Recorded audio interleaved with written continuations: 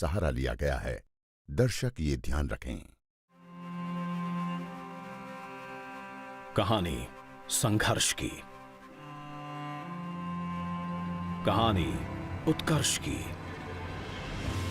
कहानी एक ऐसी शख्सियत की जो गरीबी और गुमनामी के अंधेरों से निकलकर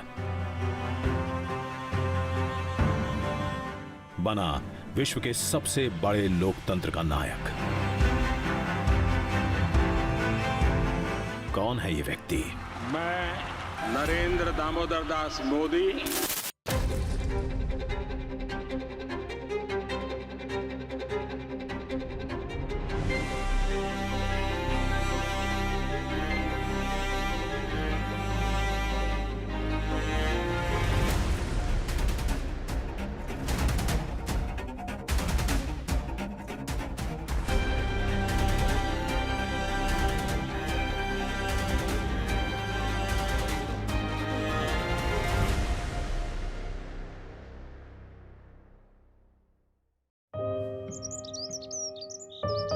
गुजरात राज्य का मेहसाणा जिला, उसका एक छोटा सा नगर वडनगर, जो इतिहास में कभी आनर्थपुर, कभी आनंदपुर तो कभी स्कंदपुर के नाम से जाना जाता था। वडनगर ऐतिहासिक व्यापार केंद्र भी रह चुका है। यहां विदेशी व्यापारी और विद्वान अक्सर आते रहते थे। 7वीं सदी में सम्राट हर्षवर्धन के समय चीनी बौद्ध भिक्षु हुएनसांग भी यहां आए थे। एक जमाने में जैनों की पवित्र शत्रुंजय पालिताना यात्रा भी वडनगर से ही शुरू होती थी। विभिन्न विचारधाराओं का जहां गूंजता था स्वर, ऐसे वडनगर में था नन्हे नरेंद्र का घर।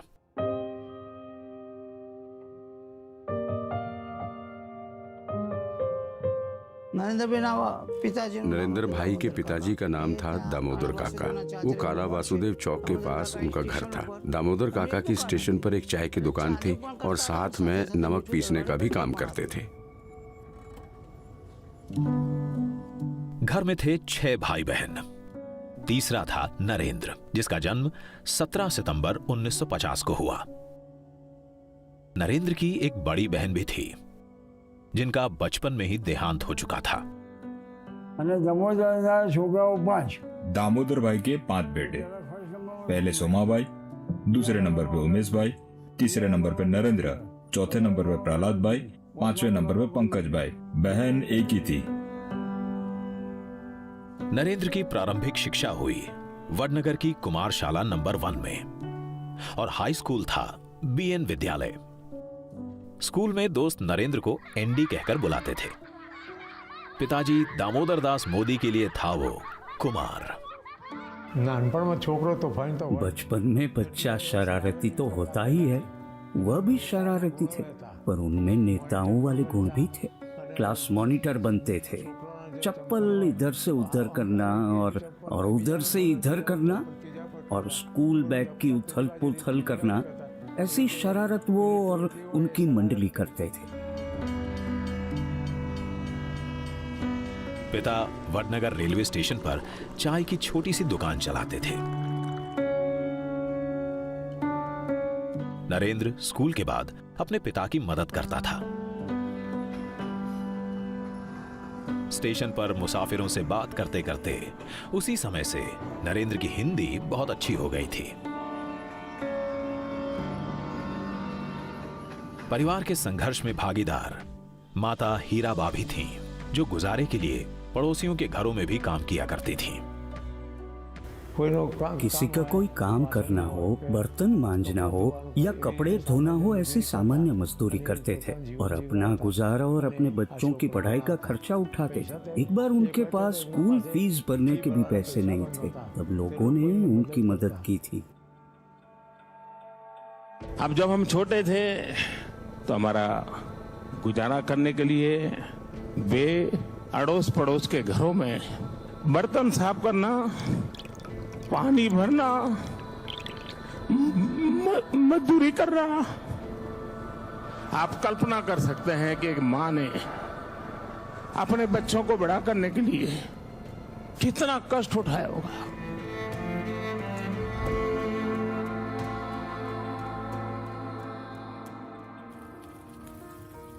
इस साधारण परिवार में आमतौर पर बाजरे की रोटी और कढ़ी बनती थी और बच्चे अक्सर मेहमानों का इंतजार करते थे, क्योंकि तब घर में बनती थी गेहूं की रोटी और सब्जी।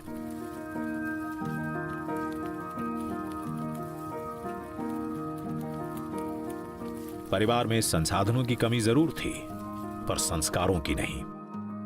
माता हीराबा पढ़ी लिखी नहीं थी। पिताजी हर शाम उन्हें धार्मिक पुस्तकें पढ़कर सुनाते थे और चंद अच्छे शब्द आसपास धमा चौकड़ी मचाते बच्चों के कानों में भी पड़ जाते थे।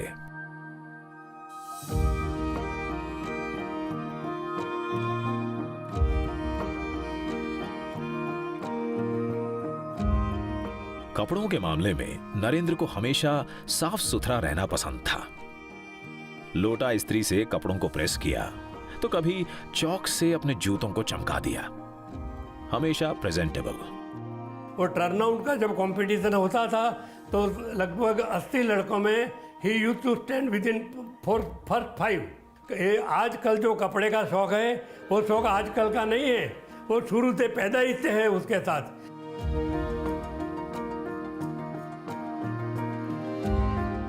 जब भी वडनगर में कोई भी बीमार हीराबा के पास आता था तो वो उनकी निस्वार्थ सेवा करती थी, देसी नुस्खों के साथ।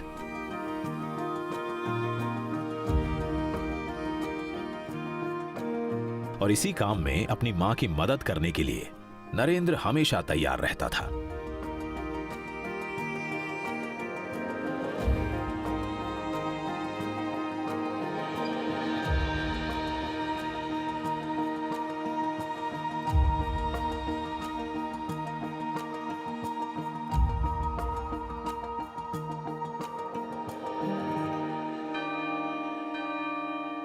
वडनगर के मोदी ओड में जहां नरेंद्र का घर था, वहीं नजदीक था काला वसुदेव का चौक।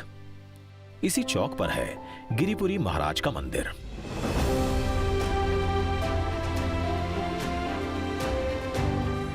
आरती के समय यहां भागकर नरेंद्र सबसे पहले पहुंचता था, ढोल बजाने।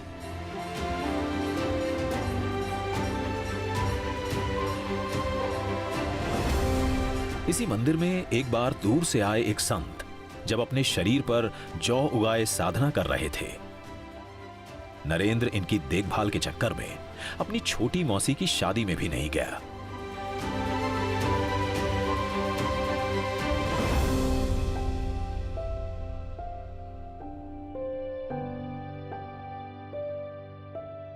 आठ साल के नरेंद्र के जीवन में एक बड़ा मोड़ तब आया जब वो अपने हिंदी के शिक्षक चंद्रकांत दवे से प्रभावित होकर राष्ट्रीय स्वयंसेवक संघ की शाखा में जाने लगा। एक दिन वडनगर की इसी शाखा में वकील साहब के नाम से मशहूर संघ के प्रांत प्रचारक लक्ष्मण राव इनामदार स्वयंसेवकों को संबोधित करने आए। उस वक्त हम साथ में ही थे और वकील साहब ने तब जो कहा था वो सुनकर नरेंद्र उनसे काफी प्रभावित हुए और उसके बाद वो वकील साहब को मिलने गए और उन्हें मिलने के बाद उनके जीवन में परिवर्तन आया।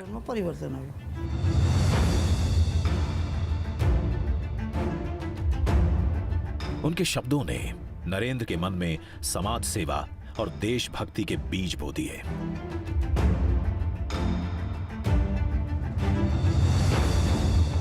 चाहे महागुजरात आंदोलन के लिए लोगों को जुटाने का अभियान हो या स्कूल की टूटी दीवार के लिए पैसे जुटाने का काम, नरेंद्र सबसे आगे रहता था। और कोई भी काम करना हो, आज जो हिसाब से उसके माइंड सेट है, when he was a student तब से था। कोई भी काम सामने से आके मांगेगा मैं ये काम करूंगा और अपन सोचेंगे नहीं कर पाएंगे, लेकिन 180 लड़कों में सबसे बेटर काम करके वो आगे आएगा। He was very much interested in all the social services also. उसी दौरान 1962 में चीन के साथ हुई जंग में भारत हार गया। इस हार ने उसे झंझोड़ दिया।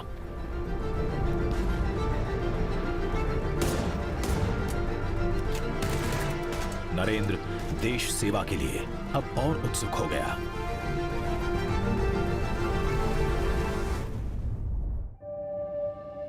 संघ से राष्ट्र सेवा के संस्कार सीखने वाला नरेंद्र देश रक्षक बनने के सपने पालने लगा था और इसीलिए वो सैनिक स्कूल जाना चाहता था। पैसे थे नहीं, पिता ने मना कर दिया।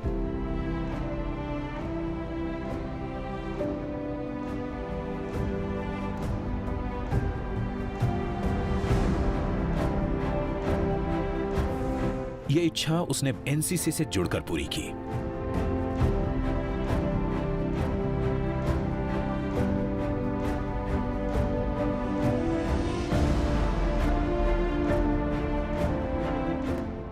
एक ग्रुप फोटो में स्कूल के प्रिंसिपल राजबिहारी मनिया रहे और नरेंद्र मोदी बैठा है। जूनियर एनसीसी में पहली बार नरेंद्र मोदी ज्वाइन करने को आए तो उसका कद काफ़ी छोटा था, तो मैंने सोचा कि इसका फिजिकल टेस्ट लेके उसको खुद को महसूस करवाऊं कि you are not fit for NCC. तो मैंने 3 टेस्ट लिया, कम से कम 100 मीटर रनिंग का टेस्ट लिया 20 बच्चों को साथ में, तो ही केम फर्स्ट। एक पाँव से लंगड़ी जिसको हम लोग बोलते हैं, एक पाँव से भागने का, वो लिया तो उसमें भी ही केम फर्स्ट। और तीसरा जो टेस्ट लिया हमने जिसको फ्रॉग जंप बोलते हैं, और उसी में वो पहले 5 में आया। तो मुझे मेरा कॉन्शियस अंदर से कहने लगा कि इसको रिजेक्ट नहीं कर सकते हो। –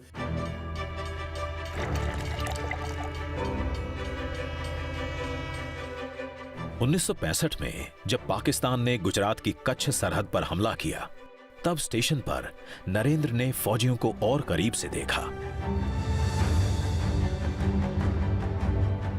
सरहद के रखवालों के प्रति उसकी श्रद्धा और बढ़ी।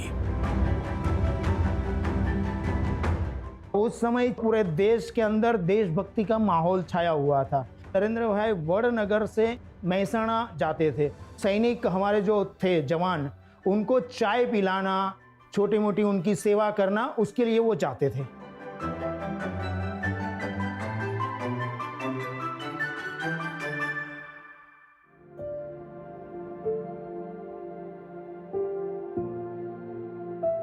नरेंद्र और विचारशील बनने लगा।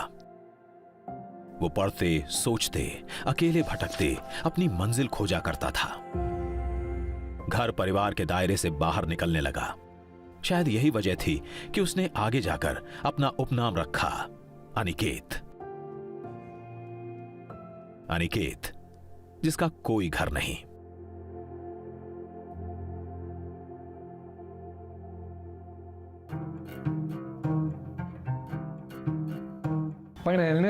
उसे घर में रुकना नहीं था। उसे अपना जीवन सेवा में और देश को समर्पित करना था। घर छोड़कर उसे आश्रम, संत और ऋषि मुनियों से जीवन का वो जवाब चाहिए था जो उसे संतोष दे।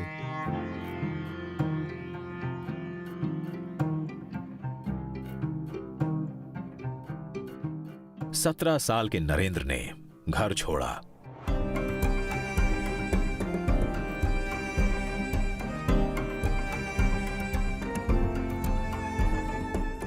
संयोग ही था कि वो उस शहर की तरफ गया जहां उसके अपने नायक विवेकानंद कभी रहा करते थे और जिनके बचपन के नाम नरेंद्रनाथ दत्त पर ही उसका नाम नरेंद्र रखा गया था। विवेकानंद जी की तरफ उनका बहुत लगाव था। उनका जब उन्होंने अमेरिका में जाकर प्रवचन दिया, उस आधार पर उन्हें ऐसा लगा कि उन्हें भी कुछ ऐसा करना चाहिए, उन्हें भी ऐसा बनना चाहिए। हीराबा के हीरे नरेंद्र को अब जिंदगी तराशने वाली थी।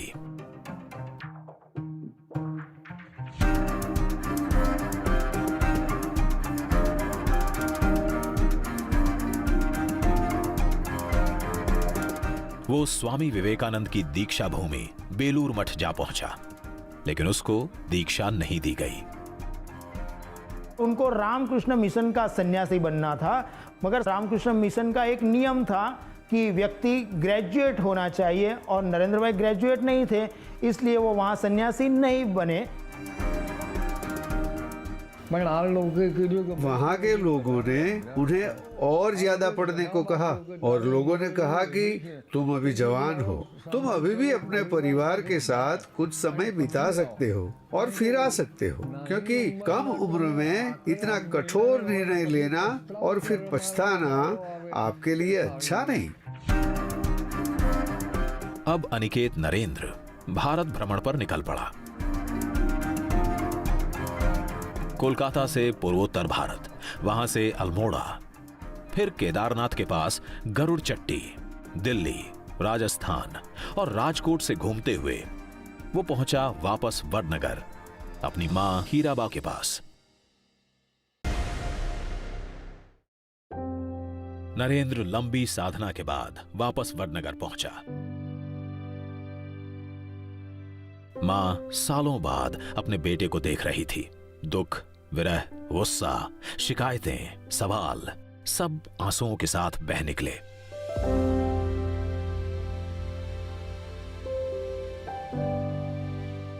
और नरेंद्र के झोले में हीराबा को मिली अपनी ही एक पुरानी तस्वीर।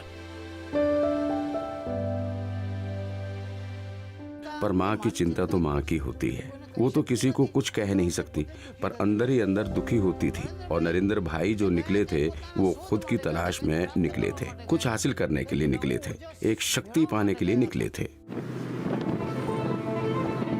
भावनाएं अगले पड़ाव तक पहुंचे हैं। उससे पहले ही अनिकेत दोबारा घर से निकल पड़ा और जा पहुंचा अहमदाबाद, जहां नरेंद्र अनिकेत कुछ दिन अपने मामा की कैंटीन पर रहा। नरेंद्र भाई ने शुरुआत से ही अपना घर परिवार सब कुछ छोड़कर प्रचारक बने और अहमदाबाद में संघ का कार्यालय है यहाँ, डॉक्टर हेडगेवार भवन, और उनको लगा कि मेरे लिए ये सबसे ज्यादा अनुकूल काम है। और वहीं अहमदाबाद में नरेंद्र की मुलाकात वकील साहब से फिर से हुई। वकील साहब ने युवा नरेंद्र की गुजरात के संघ मुख्यालय हेडगेवार भवन में रहने की व्यवस्था कर दी। नरेंद्र भाई का पूरा व्यक्तित्व गढ़ने में अगर किसी एक संघ प्रचारक का अगर योगदान है तो वकील साहब का है। मणिनगर के इस भवन में नरेंद्र का दिन सुबह 5 बजे शुरू होकर आधी रात को खत्म होता था। अतिथियों को जगाना, चाय नाश्ता परोसना, कार्यालय की सफाई करना, यह सब नरेंद्र के जिम्मे था। अनिकेत नरेंद्र को अब ठिकाना मिल चुका था। नरेंद्र ने पढ़ाई करना छोड़ दिया था। तब वकील साहब ने उससे कहा कि नरेंद्र, तुझे पढ़ाई तो करनी ही पड़ेगी। मेरा सौभाग्य रहा, जीवन का बहुत कालखंड उनके साथ बिताने का मुझे अवसर मिला। जवानी के अनेक वर्ष उन्हीं के मार्गदर्शन में काम करता रहा और इसलिए मेरे लिए वकील साहब का जीवन एक नित्य प्रेरणा का स्रोत रहा।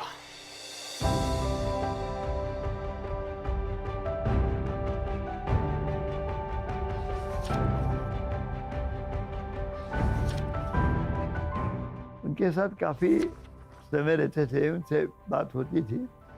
उनके जीवन के ऊपर उन्होंने एक किताब ही लिखी है, सेतुबंध करके, उसमें काफ़ी उसका जिक्र उसके बारे में ज़्यादातर से किया हुआ है।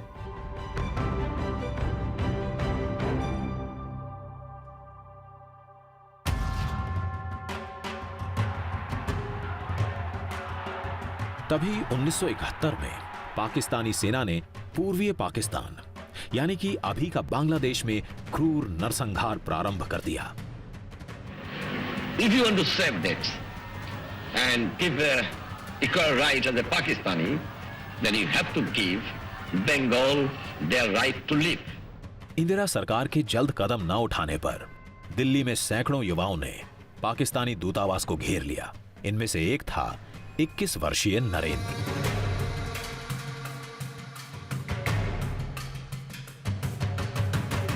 इंदिरा सरकार ने पाकिस्तान के खिलाफ प्रदर्शन करने वालों को हिरासत में ले लिया।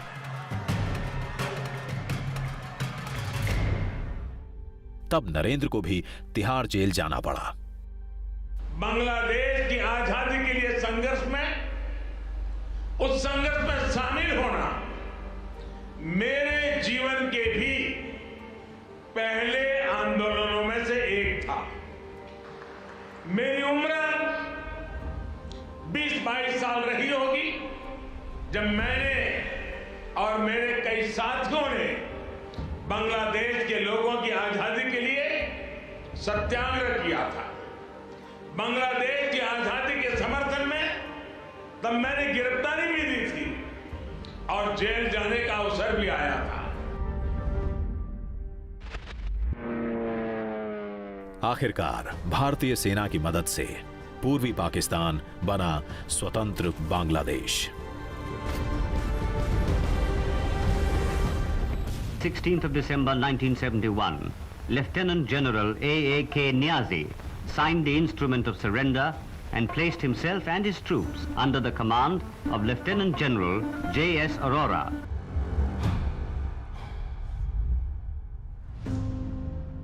संघ में अपनी हटके सोच और नए प्रयोगों की वजह से नरेंद्र की जिम्मेदारियां और पहचान बढ़ती चली गई। और उसी दौरान 1972 में सिद्धपुर में बड़ा धर्म सम्मेलन हो रहा था। तब उसने सूखी सरस्वती नदी की तली को ही अपनी तिजोरी बना ली।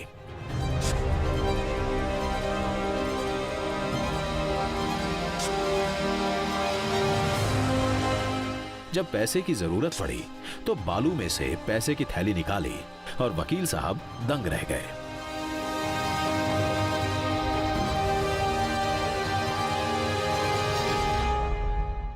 देखिए, मूलभूत रूप से नरेंद्र मोदी अपने बचपन से ही देशभक्ति के संस्कार उनमें थे और तभी साइकोलॉजी भी कहती है और समाज विद्या भी कहती है कि किसी आदमी के भीतर जो पड़ा है उसको उजागर करने के लिए कोई माहौल की आवश्यकता होती है। राष्ट्रीय स्वयंसेवक संघ ने उन्हें दीक्षित किया, शिक्षित किया और आगे बढ़ाया।